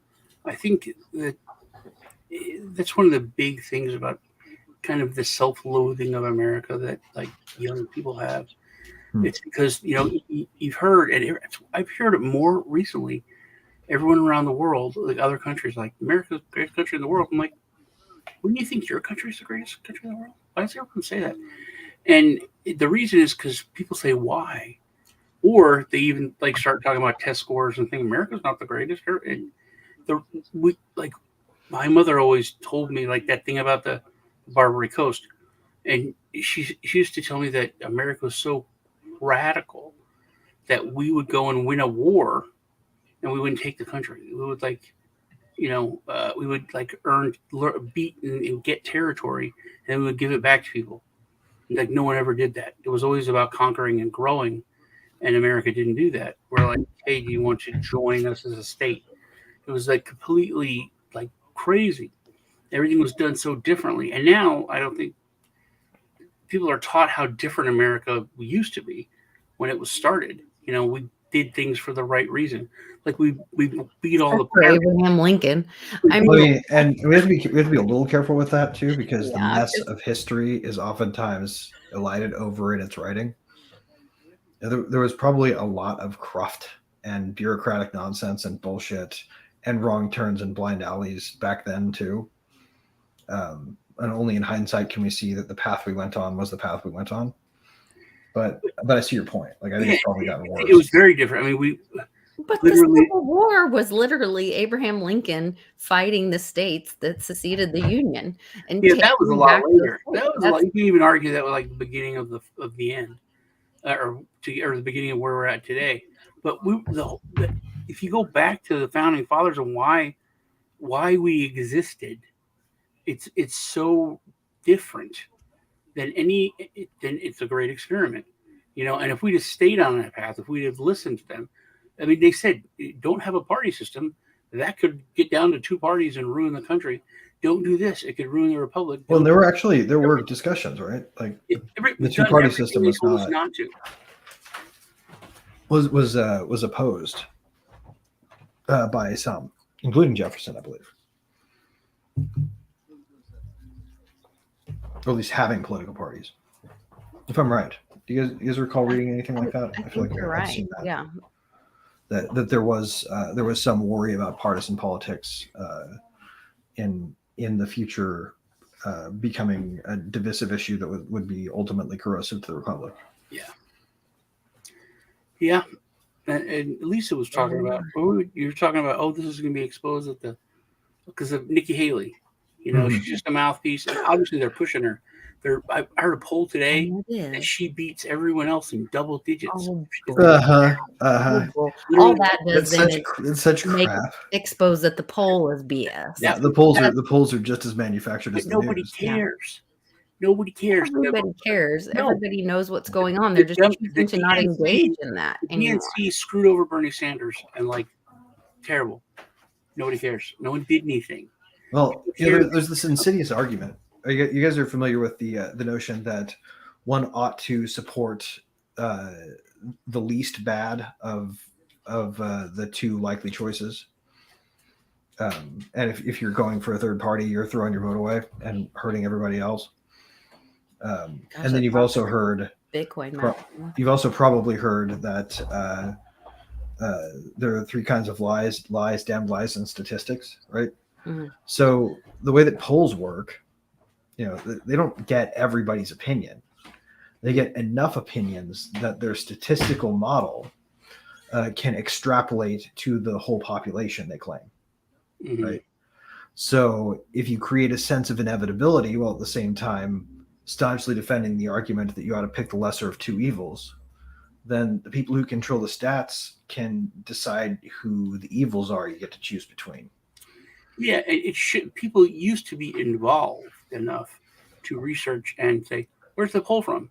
Oh, it's from XYZ. Oh, I don't believe that poll. No, There were 6,000 people they called by landline to get the whole country's opinion. How do they do that? Oh, that data is not available. Yeah, that's like most of it. Yeah, They did this in my own little town. This big company out of another state came in because our city managers, city council paid them over $1 million for this study, which this whole thing was so ridiculous, to find out if we had enough low income housing or what our housing situation was, whatever. They did a poll. And basically it was some college kid set up at the, the once a month town food truck event. And they went into and asked kids at the college. I'm like, they aren't homeowners that live here. It's like you're asking for the wrong model. And then they said, when you looked at the numbers of how many people, they're like where they took their information and how many people versus how many people actually live here. I was like, if you want an accurate poll or statistics from a poll, you have tools that you could have used. Everyone gets a water bill. Like, why wouldn't you put a question or an encourage $5 off your water bill if you respond with, this, and you would know where the information's coming from, who you're talking about. There are obviously people that live in the community, not just some transient person at a food truck festival and a kid that doesn't live there that's on a college campus, that doesn't pay taxes into the community, doesn't own a home here, all this. And so it was just so skewed, but it was definitely, to speak the narrative of what they wanted to push to the community. And so you have to get in, you have to dig and look at where the data is coming from. Yeah. Well, I mean, and you also have to look at the framing of the poll, right? An example would be like this. So I'm going to put this in the chat so you guys can read what I came up with here. But I'm going to tell you two polls. Poll number one: should the internet be censored by the government? Yes or no? That's a poll you could send out. You could also send out a poll that says, is it a good idea to use taxpayer dollars to protect children from harmful content on the internet? Right. So you just framed the same question in two different ways. And one of them is going to get people to say yes or no to protecting children on the internet. And the other one is going to be honest about what they're going to do to achieve that if you get a majority of people saying yes, right? Both of them are the same question. The policy answer that they want is the same. So every poll can be framed this way, and they typically are, right? It's not who should be president, Donald Trump or Joe Biden. It's, do you think Donald Trump is corrosive to the republic? Right. Yes or no? Like there are ways to frame every question to get the answer you want. Mm-hmm. And then you starting there, you can then manipulate the polls even further by framing your statistical sample that you take, like the actual leading the witness. Poll. You can get any answer to any poll question you want, and then interpret the results any way you want. And if you can create that, the inevitability of a bad and less bad choice sets the agenda, right? This is the way that they tell us who we have to pick. So anytime I see a poll, I typically just pre-write it off, because anybody who thinks that anyone supports Nikki Haley at scale has been putting too much credence in polls. Yeah, it's being shown. I told Lisa last week or week before last, that's who they're going to pick. That's who they're going to. That's their person. And everyone's like, no, not her. She's ridiculous, And yeah. 100%. They want. That's who they want, is what they're pushing now. And right before we started the show, I got like an update, and it was like, and they came out with the poll. It's like they're talking about every Republican candidate is beating Joe Biden in the polls, but Nikki Haley is beating by far and away more than anyone else, double digits. I was like, man. Well, they claim she's won every debate so far, and So- she's been a monster. When she But was that's talking about it. TikTok's It's terrible, the how Chinese corrupt. Communist Party, and blah, blah, blah. And Vivek's like, dude, you know your daughter's on TikTok. Right. She was, oh. And, you can argue whether he was an asshole or not for bringing up her daughter. No, it's a fair point. But It's a totally fair point because she was saying, are you a hypocrite for using this thing to reach young people that you claim to want to ban? It's in your house. And she was implying strongly yes. And it's on her Wi-Fi. It's connected to it. You know what I mean? Yeah, exactly. Yeah. I thought So her daughter's own an adult. commitment to being anti-TikTok is worthy of question here. If she's not challenged in any meaningful way her own family's use of it. Plus, her daughter's a grown person. Right? I was gonna say I thought her daughter was an adult, so she's not responsible for what her adult daughter does. Right. But her daughter supports her on TikTok is the thing, right? Like, so she has a TikTok presence, just not directly. Yeah. I think it's all just to expose that. It's like, who the fuck is? The I feel right like is the YouTube just same thinks as that the TikTok left. is successful, and that's where all this is coming from. Like they bowed to the censorship machine, and now they're getting their favors back. Because there's no difference between TikTok and YouTube Shorts. Well, I guess YouTube Shorts is under the firm control of the censorship arm of the government, but TikTok's offering to be censored in exchange for them backing off. So this is why we need blockchain-powered social media. There needs to be a decentralized version of short videos. I think what really flipped their lid right now is if Elon Musk brought back Vine. Oh wow, I remember. Nikki Haley surges. She's surging in polls. Trump has flatlined, and DeSantis is falling. Yeah. I just saw a notification pop up just the opposite. So I mean, it once again, the stats can say whatever you want them to say. It's just trying to get people to wake up and critically think for themselves. Don't be told what to think. Think for yourself. Well, I don't think anybody believes the media anymore when they say stuff like that. Well, and that's that Vivek, I'm sure he's a puppet and is told what to say or whatever, and he's part of and playing his part. And I think he's doing a great job and it's helping people wake up. But he was calling out the media and saying, you believed in and pushed the Russia when you knew it was wrong, you knew it was a lie. And then they wouldn't answer the question and all that at the debates. And so, I mean, he's still, but he's still like not perfect either, right? Like the dude's still calling for the piking of heads of the right. He's the people who invaded Israel and did all those people are dead. We already got them, right? The attackers, they're gone. The people who sent them may be still alive. To me, this should have been handled with a precise action. This should have been special forces, not the raising of a city. But setting that aside, Ramaswamy is also for banning certain things on the internet from U.S. citizens using them. I have not very much love for anybody who wants to use federal muscle on citizens, and there's nobody in the Republican field besides Trump that is saying anything else, right? Right. If you're in Texas, though, you should vote for Brandon Herrera for Congress. You can go to BrandonHerrera.com, BrandonHerreraForCongress.com, and check him out. Think for yourself. Yep. And if you're really bold, don't vote at all. Period. That's a really good answer. It's my answer. I think it doesn't matter anymore. It's all. I think it is fake.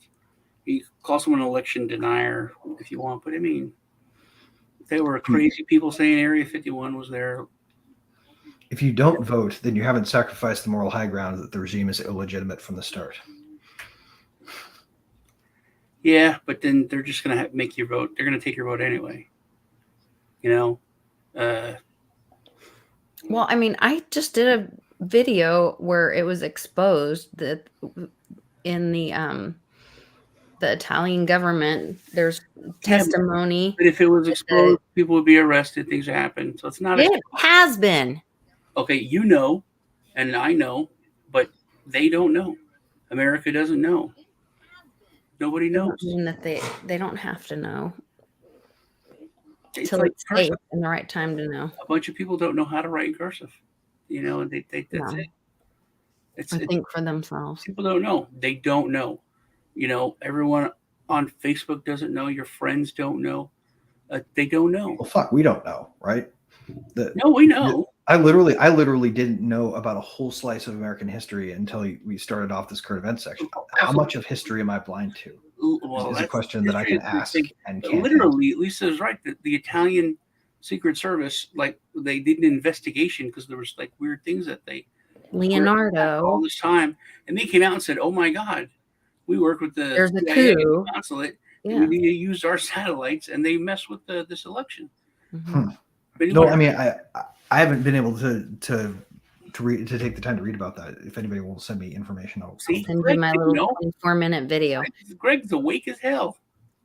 So nobody knows because they don't want anyone to know. It's a coup on America, and they have the proof of it. There's testimony. They were trying to keep a guy alive, literally, to be able to come testify. They were able to. It's all. I mean, there's a lady, Maria. I can't remember her last name.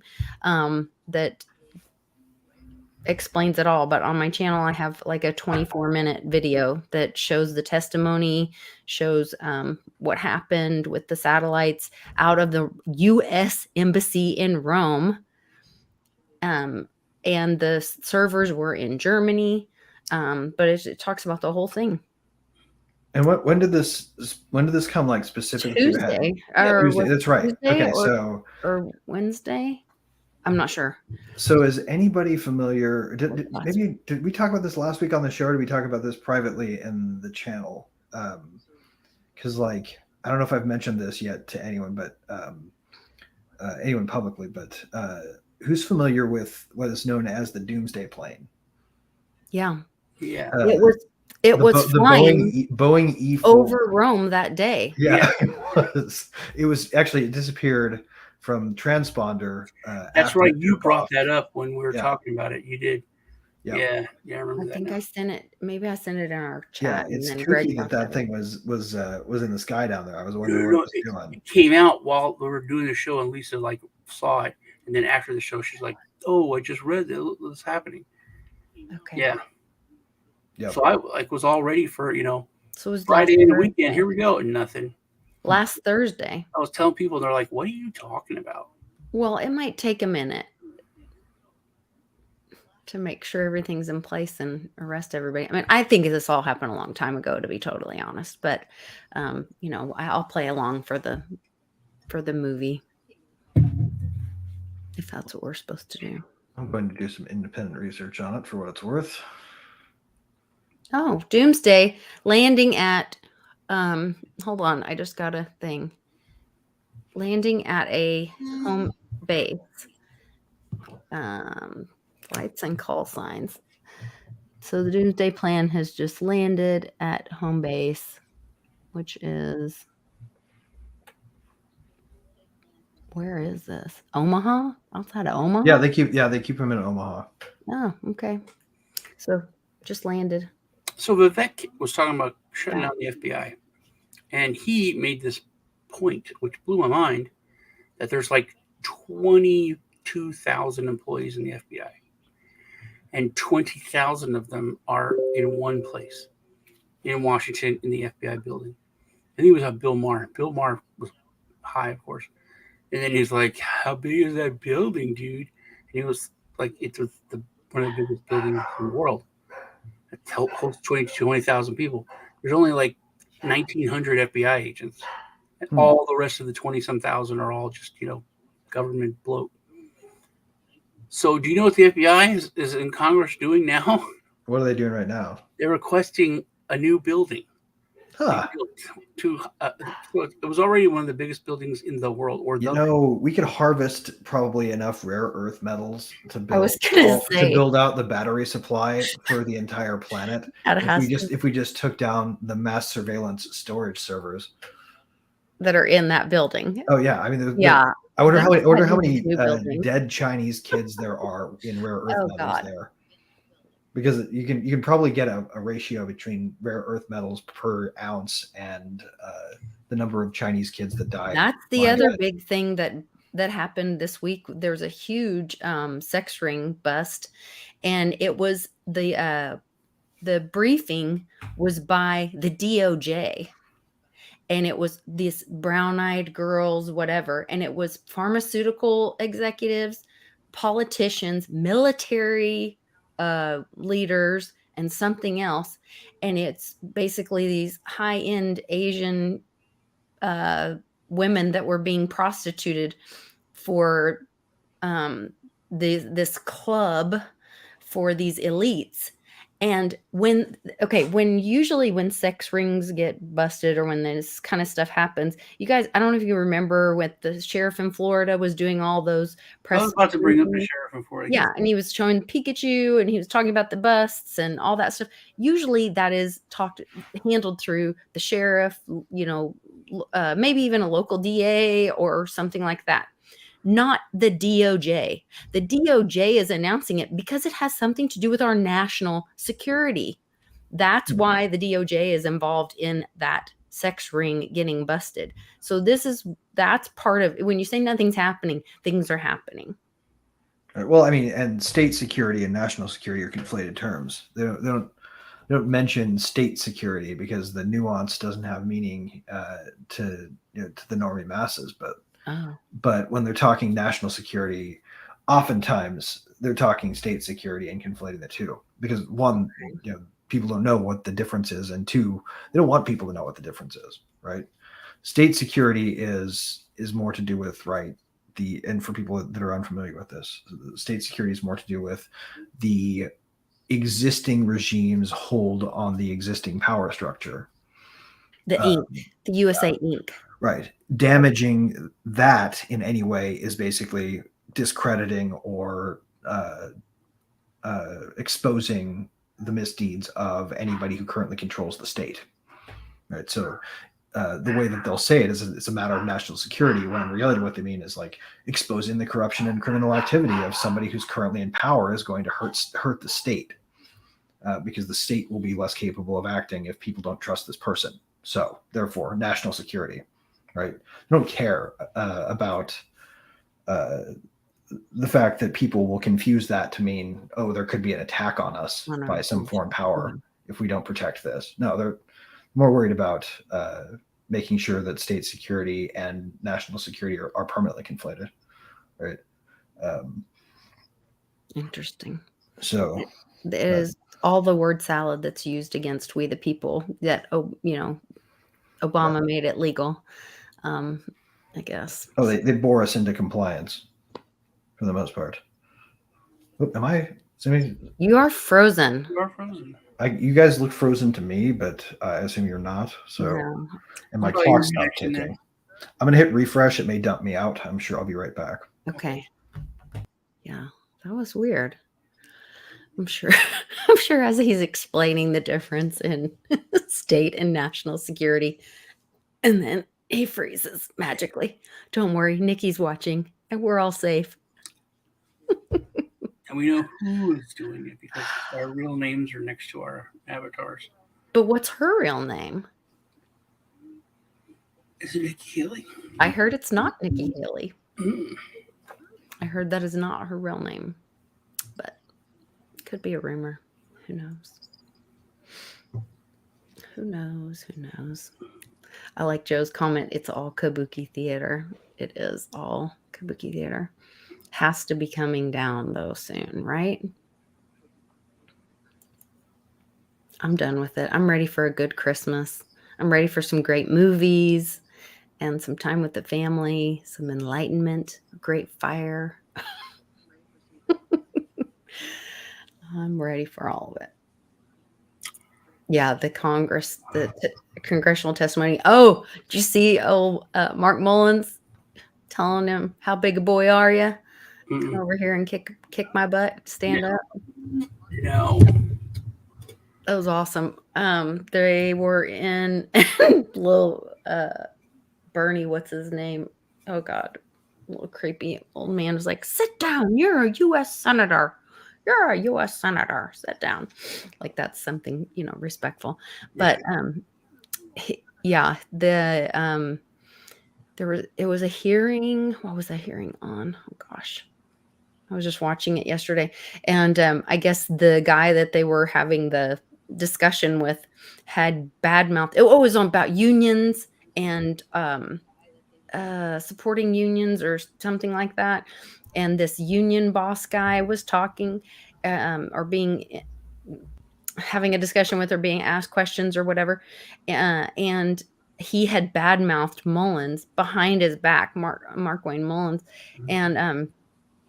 and so he said, and he had said that he wasn't a self-made man, he didn't work or whatever. And so Mullins got up and he was like, I built my own plumbing company. My wife worked in the office while I was out on the road, working. And for you to say that I never worked or whatever, had it handed to me, I don't know what I'm talking about to support or, have an opinion about union workers. He's like, and of course I'm a terrible quoter, so you guys go watch the video yourself. But he's like, well, why don't you stand your butt up? Yeah. Oh yeah, I saw that. Have a talk right here, right now. Of unions, today is the Starbucks strike, which so weird. Today there's the day they sell their reusable red cups, so they're staging a strike today. No more burnt coffee. Murray Rothbard. How it's doing. Murray Rothbard once had the greatest critique ever of this, and you can still go find the writing on it if you want to look it up. But the rough gist was always, nobody has a right to strike. You have a right to leave any job you want, but you don't have any right to that job, right? So you can't go out and like force other people to not take open job offers. That's a great point. Starbucks has given in to a lot of demands. Like they gave this raise to them, but they didn't give the raise to all employees. They only gave the raise to union employees. Right, which is weird. A neat solution to the free rider problem created by unions that ought not to exist to begin with.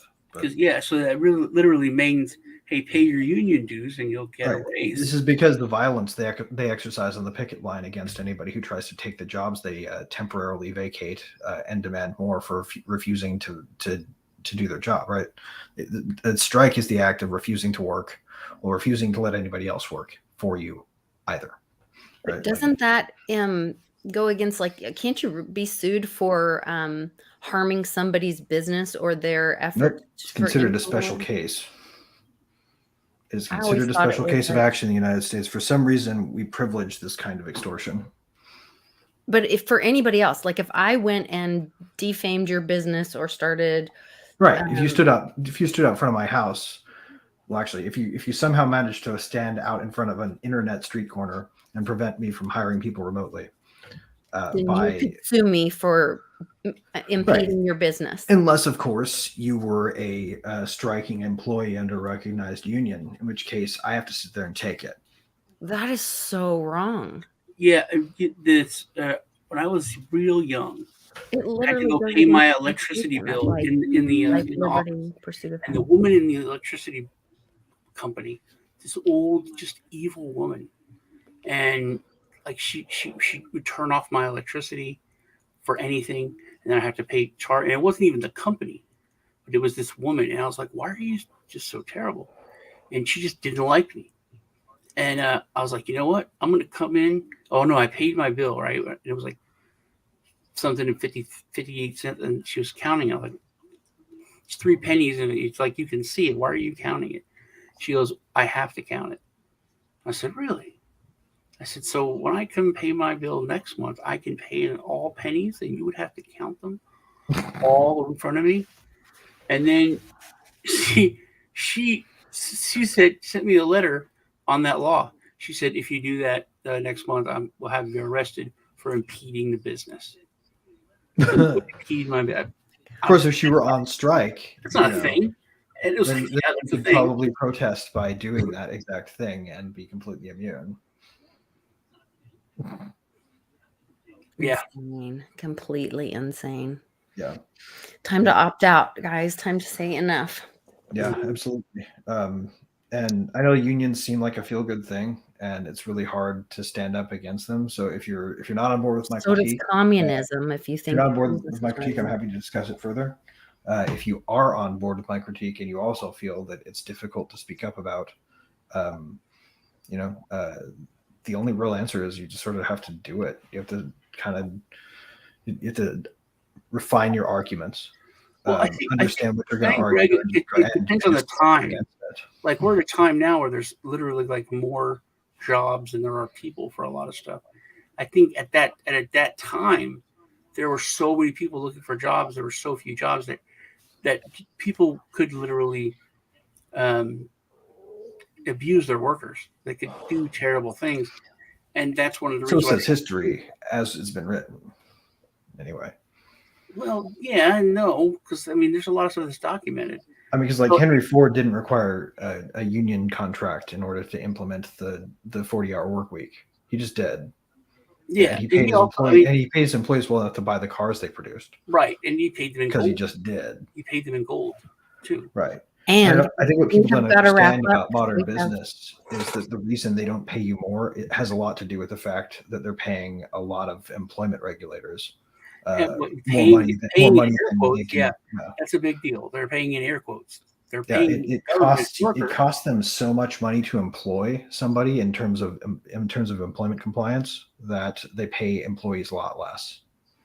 So the more control you try to impose from external factors, like government support for unions, for example, the more paperwork you create. Costs money that takes money out of your pocket. We didn't even go over Z and Biden meeting. Yeah, but we have like less than 2 minutes. Yep, we got to wrap up here. Yeah, we know what we can do. We can all opt out. We can do what I Am for I Am is saying. We can vote with our wallets. That's what changed Bud Light's mind, and we can do the same at Starbucks or anywhere else. So Liberty Safe, yeah. You guys next week. Exactly. There's a local coffee shop. I have a show going on in a couple hours. Watch me and Lisa. Free Assange, do all that. Free Assange. I love y'all. Anybody have anything else to add, like personal updates? No, that's it. For me, I gotta shout this from the rooftops because I'm finally allowed to. We are involved in the Decentralized Infrastructure Network project with Consensus and Infura and a whole bunch of other like big players, but a whole bunch of small ones too. 18 independent projects that are little guys like us that build great tech.